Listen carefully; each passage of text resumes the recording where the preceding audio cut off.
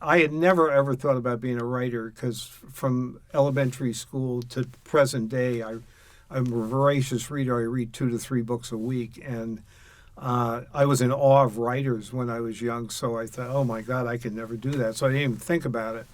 And then my last semester in law school, I worked my way through NYU Law School at night, teaching junior high during the day in the South Bronx, which I think was the highest crime rate area in the city at that time. So between a full-time teaching and then at night full-time law stuff, I didn't have time to do any writing. But my last semester was a summer semester, so I get through in 3 years like the day guys. And I already had a job, so all I needed to do was get D's. I was never that interested in grades. And my wife graduated from college, and she got a job, so I didn't have to teach. So I didn't know what to do with myself because I'd always, worked. I'd always had a job during the summers. And so I decided to try to solve what was, for me, one of life's great mysteries.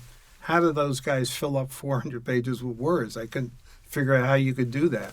So I wrote a really bad book. It took me 2 years. And one of the problems with being a lawyer is you're trained to be very objective about your work. And being objective about the book, I realized it wasn't very good. But I liked the writing, so it became a hobby.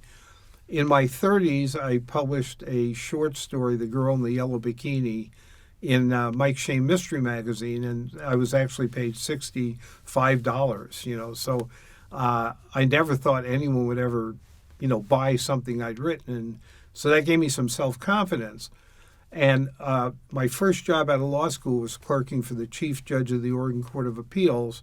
While I was clerking, I came across the Peyton Allen murders, which, in my opinion, is the most amazing murder case in American history, not just Oregon history. And I always had in the back of my mind, if I was going to write a novel, I'd try to fictionalize Peyton Allen. So I started writing a fictional version, which became Heartstone, and I had 5 chapters and an outline done. When I got a call from Marty Bauer, who was a friend from law school I hadn't seen in 5 years, and I had only had one writing class. I had a C plus in creative writing when I was in college. And it turns out that Marty, I didn't know what he was doing, but it turns out he was one of 3 lawyers for the largest literary agency in the world at that time, International Creative Management. So I said, Marty, I'm writing this book, but I don't know what I'm doing, and I have never had any classes. Could you take my chapters back and just show them to someone at the agency and, have them tell me it's amazing or it's awful? So he went back after the visit. He was just out on vacation. And a couple of months went by. I didn't hear from him, and I forgot about it. And then I was in trial one day, and I got back to the office around 5:30, assuming everybody would be gone. But they were all sitting with champagne. And I said, what happened? Did someone win a big case? They said, no.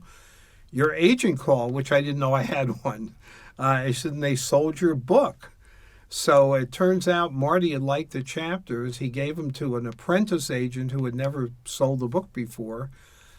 This fellow had been a secretary for an editor at Pocketbooks and decided he'd rather be an agent. And so Marty said, my friend in Oregon wrote this, see what you can do. And he got the bright idea of showing it to his old boss, and the guy gave me a book contract. So it was very weird. It's like getting a book contract in a Cracker Jack box or something. It was very, very strange. And then I had to write the book.